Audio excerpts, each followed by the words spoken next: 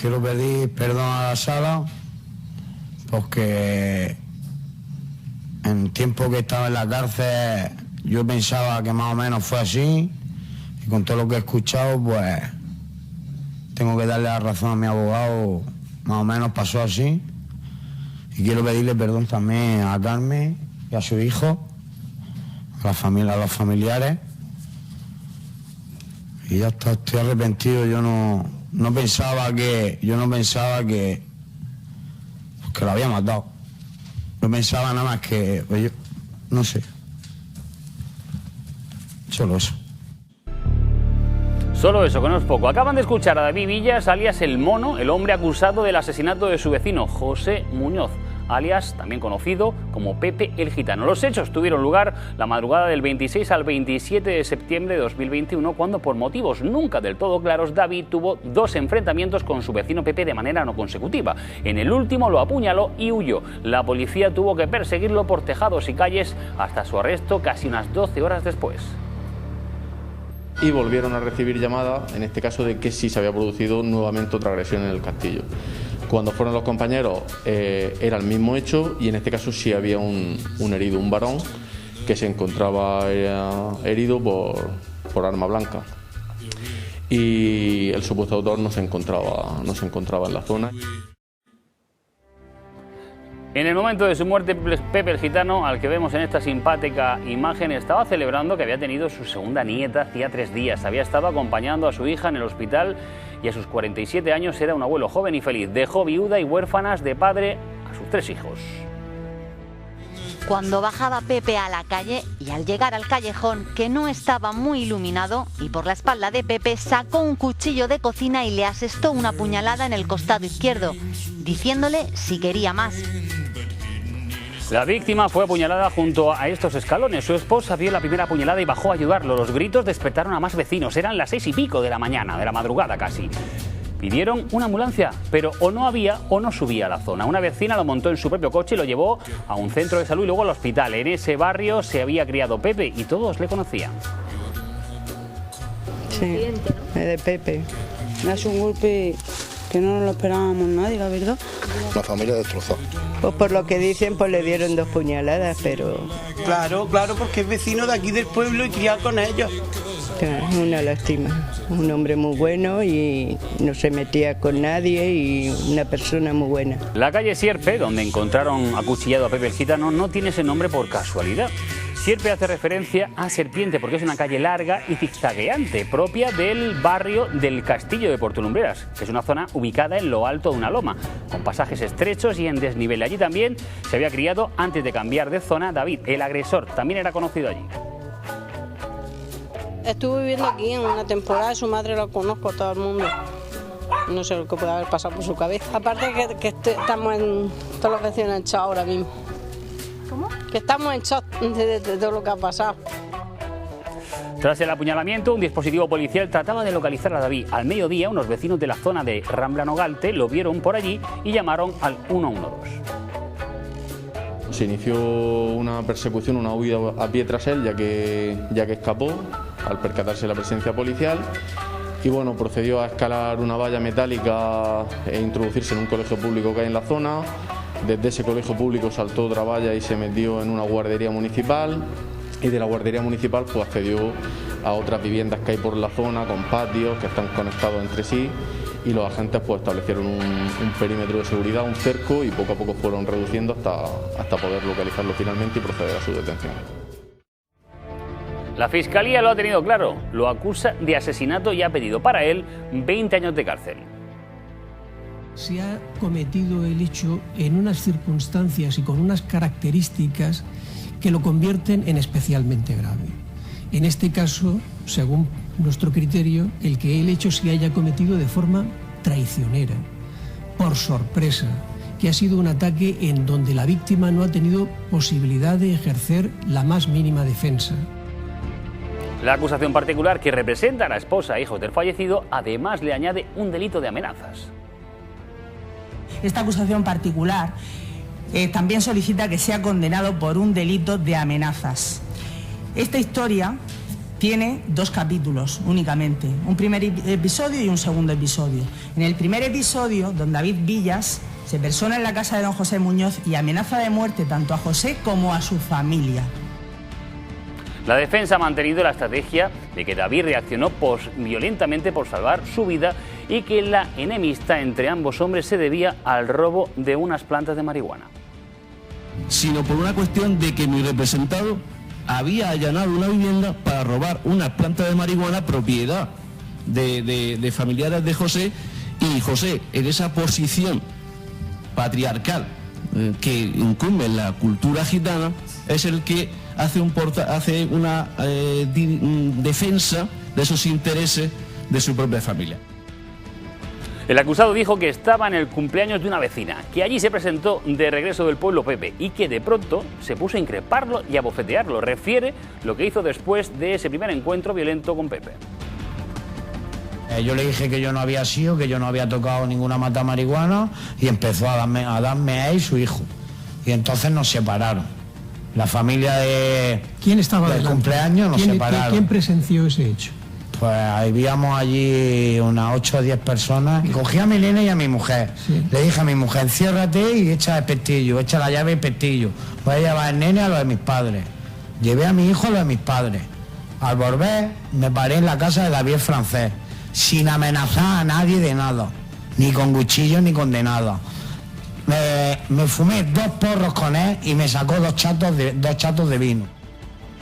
Cuando le tocó el turno a esta persona, la aludida, el yerno del fallecido, dijo que él también sufría amenazas, que hablaron poco tiempo, que nada de alcohol y porros y que no sabe nada de robos de marihuana. A lo mejor poco antes que se levantara el sol, a lo mejor a las 6 o a las 5:30, no tengo ni idea, la verdad. Entre 5:30 y 6. Pues ya lo escuché yo porque venía chillando por la calle y fue lo que me acerqué ahí a la ventana para ver lo que pasaba. ¿Qué oyó usted que decía? Porque me iban a perforar los pulmones por amenazas de muerte. ¿Hacia usted? Hacia mí y a mi familia. Ya le ofrecí un cigarro y le pude hablar y en el momento se cayó. Pues en el momento que se paró la policía, pues se fue. ¿Entre ustedes dos surgió la conversación de que podía haber habido sustracción de uno hacia el otro, en la dirección que fuera, relacionado con una planta de marihuana? Que yo sepa, no, pero no tengo alcohol en mi casa. Alcohol no le pudo servir entonces vino porque no tiene. ¿Le proporcionó o se fumaron un par de porros ustedes allí, mientras tabaco. Él estuvo allí? Le invité un cigarro. Antes de salir yo a la calle se lo di por la reja de la ventana y desde mi cocina se lo di. Vamos, ni porro ni vinos. La vecina en cuya casa dice que el acusado estuvo de cumpleaños desde las 8 hasta la 1 de la madrugada, hasta el primer enfrentamiento con el fallecido, dice que en su casa tampoco hubo ninguna fiesta. ¿Se estuvo celebrando un cumpleaños en su casa? No. ¿Nada de reunión del tipo que fuera en su casa? No. ¿Estuvo David en su casa en algún momento ese día, el día 25 o el día 26, en su casa? Yo me lo crucé antes de irme a la feria. De hecho, nos dijo, tened cuidado, a mí y a su hermana. Pero ya está. Siguiendo por esa línea, el acusado niega uno de los cargos que pesan contra él, el de amenazas. ¿No hubo un momento en que usted, en la plaza, estuvo diciendo a José que saliera de su casa y le estuvo diciendo que iba a matar a su hija, que iba a matar a su nieta si no salía? No, eso en no ningún pasó. momento. La viuda de Pepe el Gitano afirma que lo del supuesto robo de marihuana como origen del conflicto es algo que ella escuchó a posteriori, después del crimen, que no cree que su marido lo supiera, y lo que sí confirma fueron las amenazas que recibió de David y recibió también Pepe y su familia. De repente yo estoy en el dormitorio y escucho un frenazo y empezó a decir: hijo de la gran puta, baja si tienes cojones, que como no bajes voy a matar a tu hija y a tu nieta, baja. Y en eso que Pepe salió descalzo con bañador corriendo para abajo y yo salí detrás, pero no me daba tiempo a cogerlo. El relato de David tiene algunas lagunas y no solo por el alcohol y las drogas que dice el acusado que había ingerido. Hay también hechos que difícilmente se sostienen. Por ejemplo, el primero sería que él fue golpeado por la víctima y su hijo, pero no hay informe médico de ello. Que no me pone todo lleno de moratones y la nariz partida. No, el informe médico que yo he me leído, acerco ahora mismo al lado de usted y me ve aquí una raja. No necesito acercarme a usted. Digo, no hay ningún informe médico que diga que usted presentara lesiones. Ninguno. Pero ¿cómo no voy a presentar lesiones ni nada si llevaba los ojos así como tomates y la nariz que parecía de payaso? Pues no hay informes médicos que atestiguen esa paliza deformante que David afirma haber sufrido, pero la vecina más cercana en esa primera pelea sí vio como el fallecido al menos una bofetada, un bofetón sí le dio al acusado. Y le pegó un manotazo como diciendo, vale ya, y entonces bajó la mujer y se lo subió a su casa. ¿Ese manotazo lo vio usted? Sí, sí, sí. ¿Cómo fue ese manotazo? Así como, anda y déjame ya, y ¿sabes? ¿Pero fue un gesto o un manotazo que le alcanzó? No, un manotazo así a mano al revés. O sea, con el dorso de la mano, quiere usted decir, mano al revés. Sí, sí. ¿Y le alcanzó en algún lugar del cuerpo? Creo que en la nariz creo que ¿En fue. la nariz? Sí. ¿Sangró? No Sí. ¿Sí? ¿Le vio usted sangrar? Sí. Segunda laguna, las horas. Hay un lapso de casi 3 horas y media donde David, el acusado, describe muy brevemente los hechos. Un indicio tan solo, pero significativo quizá, de lo incompleto de ese relato de una noche que debió de ser compleja y violenta, más de lo que el acusado afirma recordar. Está usted hablando de un lapso de al menos 3 horas y media y lo está contando como si fueran hechos consecutivos. Es que fue todo consecutivo. Me pegaron. Dejé a mi mujer en mi casa, llevé a mi hijo a lo de mis padres, me paré lo de mi amigo, me fumé 2 porros, volví a mi casa, se tiraron a pegarme y yo llevaba en la capaza de trabajar el cuchillo. O sea que yo no sé cómo pasó. Según usted, una cosa que pasa a la 1:30, inmediatamente usted deja a su hijo a las 5 de la mañana. Es decir, en medio no pasa nada. No voy a dejar a mi hijo a las 5 de la mañana, a las 5 no era, eso es imposible. Bueno. Vamos ya al acto criminal, el ataque de David hacia Pepe. Según el acusado debían de ser hacia las 5 o las 6, cuando vuelve en coche como para su casa y dice que el fallecido le estaba esperando y que bajó hacia él con uno de sus hijos y que él entonces coge ese cuchillo que por casualidad tenía en el asiento del copiloto en una capaza, lo escuchábamos antes de haber trabajado ese día. Cuando las veo que vienen para mi coche, que no me dio tiempo ni a bajarme, que fue bajarme, a coger el cuchillo y bajarme. Es cuando vinieron a por mí. Y se me tiró ya todo loco, perdido. Me enganchó con la izquierda y empezó a darme cabezazos. Y entonces sí es verdad que le metí una puñalada por aquí. Perdona que diga esa palabra porque está fea. Sí, no. Y me arrepiento de haberlo hecho porque, yo también le iba a preguntar porque eso no lo debe hacer nadie nada más que el Señor. La viuda cuenta otra cosa, que Pepe salió a la calle solo, en bañador y descalzo tras las provocaciones de David, que ella no pudo llegar a tiempo de evitar ese segundo enfrentamiento, sino de recoger tan solo las últimas palabras de un hombre mortalmente herido. Pero claro, yo cuando llegué,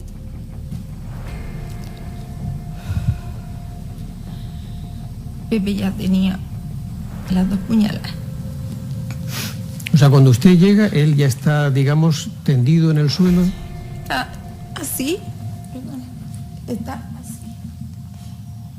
Y yo lo único que hice fue cogerlo, sentarlo en la escalera y él me decía: Caica, me ha tocado, Caica, me voy. Él estaba enfrente, yo estaba de rodillas con Pepe y él le decía: ¿Quieres más, hijo de la gran puta, que no te veo la sangre? ¿Quieres más? Pepe sufrió 2 puñaladas, una en la espalda y otra en el pecho. Los forenses no pueden determinar cuál fue antes. En la de la espalda Pepe se giró reaccionando, pero la del pecho le rajó el corazón. Así lo explicaban los forenses. Porque la pérdida de sangre se produjo de forma rápida. El corazón está perforado y el corazón está lanzando cada segundo. Cada vez que bombea hay ahí un orificio que va sacando sangre al exterior y entonces pues esa es la causa de la muerte. Ahora verán que las partes que están personadas en este juicio estaban poniéndose de vez en cuando de pie para ver la imagen que se veía en la esquina. Para intentar entender cómo fue el ataque y si fue alevoso, los testigos se dirigían hacia un proyector donde se ve una imagen de la calle y señalaban los puntos y los lugares donde tuvo lugar el crimen. Los abogados y el fiscal se levantaban para mirarlo y así no perder detalle y entenderlo mejor. O sea, él se puso aquí. David lo ha reconocido, apuñaló a Pepe, pero hay 2 puñaladas. Una por la espalda, le atacó por la espalda de manera sorpresiva y alevosa. Esto es lo que dice el acusado. El fallecido tiene dos heridas y una es por la parte posterior. Pues imposible, si es por atrás, Es imposible, Usted porque no yo fue no sé cómo entonces. fue. No Pues fue sería usted. forcejeando o algo, pero él me tenía a mí enganchado del pecho que no me soltaba, con la mano izquierda. Y en la derecha tenía la botella, pegándome cabezazos y el hijo puñetazo. Entonces no sé cómo le hice esa herida. La verdad, no sé cómo se la hice. No puedo explicar cómo hizo esa herida, pero los forenses sí explicaron que ahí la víctima sí reaccionó moviéndose y que por eso el cuchillo, que nunca apareció, no penetró más, aunque sí lo hizo con fuerza. Desde delante, de frente, la vemos poco probable. Si esa teoría de frente la vemos poco probable, excepto que la víctima en ese se girara hacia algún lado. De la autopsia del cuerpo de José, los forenses concluyen que la víctima no pudo defenderse, no tenía heridas de defensa, por lo que se refuerza la idea de que fue un asesinato alevoso. Entonces se llaman en medicina forense las características heridas de defensa. En este caso, José no llevaba ninguna. ¿Y eso cómo se puede interpretar? Que no se defendió. Si no hay heridas de defensa, es que puede ser que la acción sea sorpresiva, sea inmediata. No tengo tiempo a reaccionar. Cuando el acusado insiste en que al llegar a su casa Pepe y su hijo le estaban esperando, se acelera en el relato y tiene que ser apercibido por la magistrada presidente doña Isabel Carrillo debido al nerviosismo en sus palabras. Y ya está, allí me bebí 2 chatos de vino, me fumé 2 porros y me fui otra vez para mi casa con mi mujer. Y no me dejaron entrar a mi casa. Y allí ya se me tiró para adelante, me cogió con la izquierda, empezó a darme cabezazos. ¿No me ha hecho que le cuente? No, pero es que va usted muy rápido. No, es que esto no son tonterías, esto es grave, Vamos a ver, David. Muchas mentiras. David. Perdone. Vamos a ver. A usted se le van a hacer preguntas y usted si quiere las responde o no las responde. Si le están diciendo que va usted muy rápido, pues deje usted escuchar las preguntas que le quiere hacer. Porque usted no se puede dirigir a ningún miembro de los que están en esta sala en ese tono. En las salas de vistas ocurren muchos momentos de tensión. No todos se pueden llegar a contar o llegan a los medios de comunicación. En Código 112 sí lo hacemos. La viuda, cuando tiene que declarar, intenta responder a las preguntas, pero un gesto del acusado, del hombre que ella señala como el que mató a su marido, la desconcentra y se produce la siguiente escena. Espera un momentito, dice usted, él empezó a tentarle, es decir, a dirigirle palabras que le provocaran... A dirigirle sí, como que empezó a insultarle, a decirle decía? cosas, pues ¿Qué le decía? decía... ¿Puedo continuar? Sí, no se ponga usted nerviosa en la medida de lo posible. Desde luego, señoría, pues el acusado debe estar en silencio. Vamos a ver. Usted no puede hacer aspavientos ni gestos. Le estoy hablando al acusado, ni nada. Le parezca bien, no le parezca mal, o le considere que se dice la verdad o que no se dice la verdad. Señoría, Bien. en cualquier caso, si me permite, se ha dirigido a mí, lo pasa, le he hecho así para que le hiciese en voz más baja. Ya, pero es que para hacer un comentario. Pero vamos a hacer otra cosa.